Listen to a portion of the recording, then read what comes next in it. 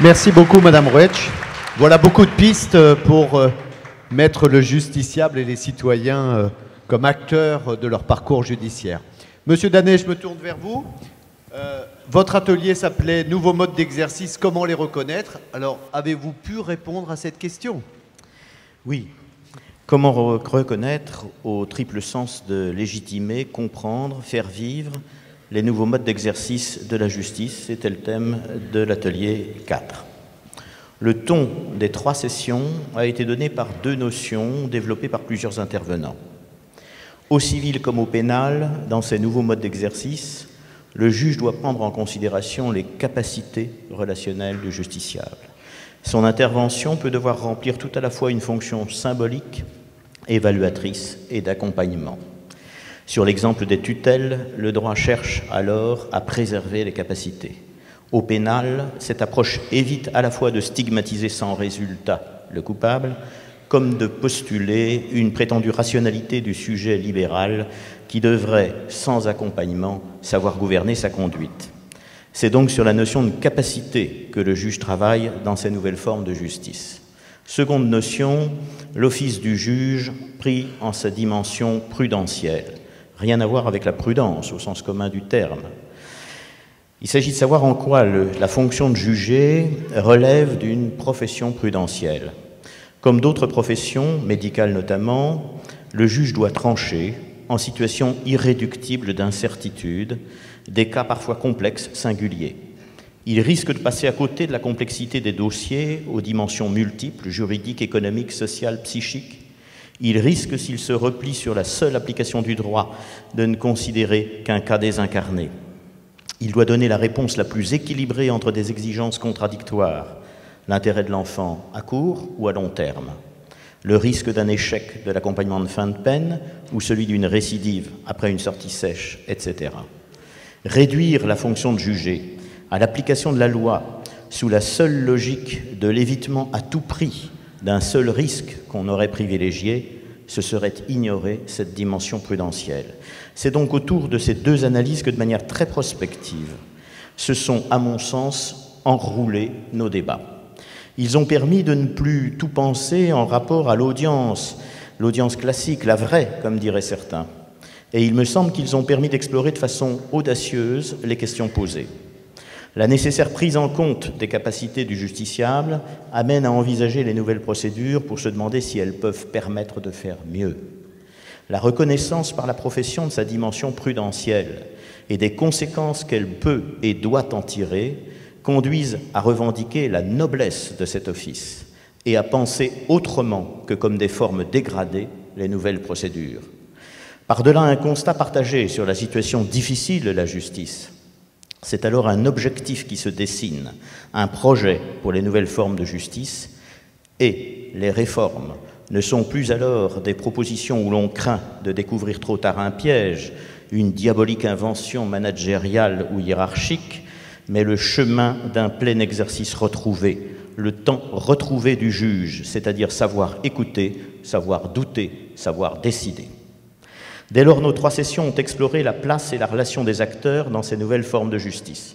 Ce sera mon premier point. Mais nous avons aussi longuement évoqué la relation du juge et plus largement de la justice avec l'usager. Ce sera mon second point. La place et la relation des acteurs. En matière civile, ce sont les places du juge et du greffier qui furent interrogées. Et la nécessaire présence du greffier aux audiences d'assistance éducative, de tutelle ou d'affaires familiales a été vigoureusement réaffirmée par les greffiers eux-mêmes comme par des magistrats et sous des arguments convaincants. Mais les greffiers sont prêts à beaucoup plus et les perspectives d'un greffier juridictionnel sont reçues comme, disons-le, une embellie dans le ciel morose d'une crise identitaire. La question de leur éventuel rôle en matière de divorce par consentement mutuel, si elle n'a pas fait l'unanimité, n'a pas soulevé dans notre atelier de polémique avec les avocats qui ont rappelé la proposition alternative du CNB, 2 avocats, un acte d'avocat homologué par un juge.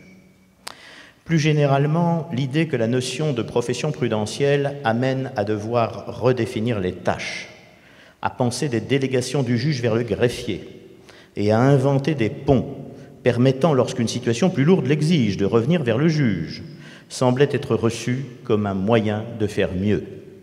Il fut même fait le vœu, M. Urvoas, que les parlementaires soient avares du temps des magistrats.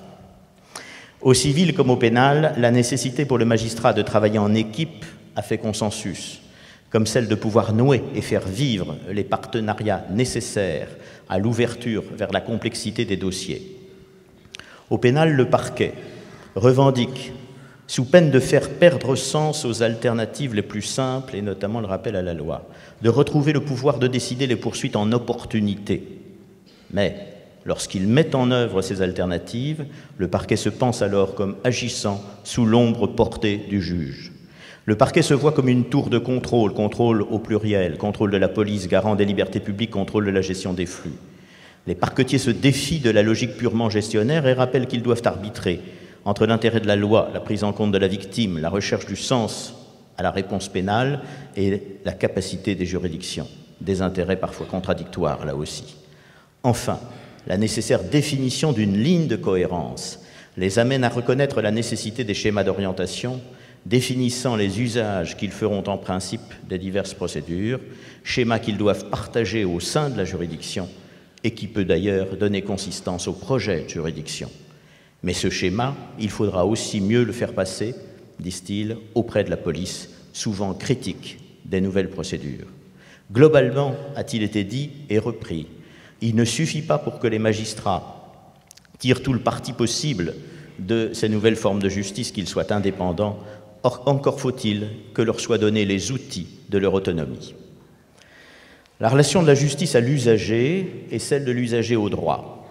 Malgré de vrais progrès sur 2 décennies et le caractère jugé fondamental des CDAD, l'accord sur la nécessité de rationaliser les outils d'accès au droit a été relevé. Avec l'accès au droit des plus démunis, il s'agit de rendre à ceux-là les capacités juridiques sous des formes diverses d'accompagnement. L'amélioration du service rendu, a-t-il été noté, passe par un meilleur suivi, moins segmenté, fidélisé en quelque sorte. Une partie importante, mais pas unanime, de la profession d'avocat, nous a-t-on dit, semble bien prête aujourd'hui à une nouvelle étape et à des structures conventionnées dédiées, avec à la clé une meilleure spécialisation, un exercice plus collectif de ce service de l'accès au droit, un plus réel pilotage. La formation de tous, greffiers et magistrats, au savoir-faire et savoir-être que les formes de justice nouvelles requièrent est revenue, comme dans le précédent atelier, sous diverses formes, à de nombreuses reprises.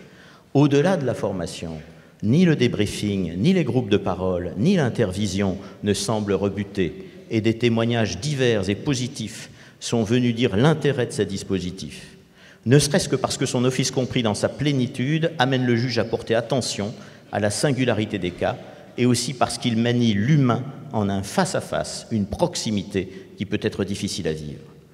L'audience de cabinet a été abordée sous toutes ses formes, au point qu'on peine à en donner une définition, sinon peut-être en définitive celle un peu sociologique d'une audience dont l'espace n'est pas ritualisé. Je pourrais dire une audience sans estrade. On aurait pu dire aussi une audience qui peut être tenue dans un bureau. Mais voilà que justement, ce cabinet où le juge, avec son greffier, auditionne, interroge, reçoit pour décider, évaluer, notifier, expliquer selon le cas, eh bien, ce ne doit plus être un bureau, c'est-à-dire un espace de travail plus ou moins privatisé par le juge, envahi par la bureautique. Ne devrait-il pas être plutôt, dit-on, un espace d'audience, d'une audience tenue selon une autre logique que celle de l'audience classique, un espace sur lequel il faudra mettre des mots et dont il faudra définir les qualités, les spécificités. Et il faudra penser à la fois la proximité et l'asymétrie qui demeurent nécessaires. Temps et espace articulent ici les rituels judiciaires nouveaux, au modèle républicain d'espace judiciaire qui travaille le sujet par l'architecture. Plutôt que substituer un modèle libéral, peut-on substituer, a-t-on dit, à la faveur des nouvelles procédures, un modèle qui serait qualifié de civique et qui permettrait de répondre aux nouveaux modes d'exercice de la justice. L'espace judiciaire peut y accueillir alors ce sujet fragile qu'il s'agit de protéger ou de construire, où l'on retrouve donc la capacité et l'office du juge empreint d'autorité, mais porteur aussi de la dimension prudentielle.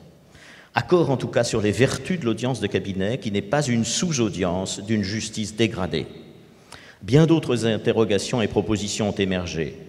Telle audience, le surendettement, doit-elle bien être publique? L'adhésion que recherche le magistrat dans les nouvelles procédures tenues en cabinet, ne doit-elle pas être d'abord l'adhésion au diagnostic du juge sur la problématique du justiciable avant d'être l'adhésion à la décision ou à la peine? Ne doit-on pas s'attacher à penser le moment où la pédagogie est possible, tant au civil qu'au pénal, pour la victime comme pour l'auteur? Ne pas croire que l'usager soit disponible en tout temps et tout lieu pour recevoir une explication. Penser l'amont de l'audience du côté de la victime pour la préparer à des moments cruciaux et parfois difficiles à vivre, je pourrais multiplier les exemples. Penser à l'identification des acteurs dans une salle d'audience. Penser au suivi des usagers hypermobiles. Alors, reste la question de la visioconférence et j'en termine. Sans susciter une bataille entre technophiles et technophobes, elle soulève de la part des utilisateurs, magistrats, greffiers, avocats, administration pénitentiaire, de sérieuses réserves, au moins au pénal. Elle remet en cause l'unité du lieu, mais elle interroge aussi la norme de la comparution, elle modifie profondément le rituel d'audience, sa préparation comme son déroulement, elle exige de chacun des efforts cognitifs. C'est une autre mise en scène qui se surajoute à celle de l'audience. Et sont en débat le périmètre de la visioconférence, le statut du site distant pénitentiaire, par exemple, la maîtrise de l'objet technologique, la déontologie de cet usage, son éthique, le respect concret des droits de la défense et l'égalité des armes. Il y a là des enjeux d'autonomie professionnelle lourds et aussi de respect des droits. Autant d'objets de débat entre les acteurs des juridictions, magistrats, greffiers, avocats. Le consensus était là, en tout cas pour dire qu'il faudra bien passer par des protocoles précis de l'usage de cet instrument. Les temps sont mûrs, m'a-t-il semblé, après cet atelier, pour penser collectivement les moyens de faire vivre ces nouvelles procédures, d'en recenser et déployer des usages divers, et des exemples en ont été donnés pour la composition pénale comme pour la CRPC. De cet atelier se dégageait fortement le sentiment que les participants ont saisi qu'il leur faudra écouter les sachants, ceux qui assistent les usagers, ceux qui les accompagnent pour optimiser l'efficience de ces procédures, prêter l'attention nécessaire à tout, à l'espace et donc au rituel nouveau qui s'y construit, au comportement, au langage, sentiment qu'il faut savoir croiser les savoirs pour penser plus avant ces nouvelles formes de justice. Certes, tout le travail reste à faire, mais ce qui change peut-être, ce qui a changé, sous l'optique que j'ai rappelée en commençant, c'est la prise de conscience de l'importance de ce travail. Un travail, assurément, qui est infiniment stimulant. Je vous remercie.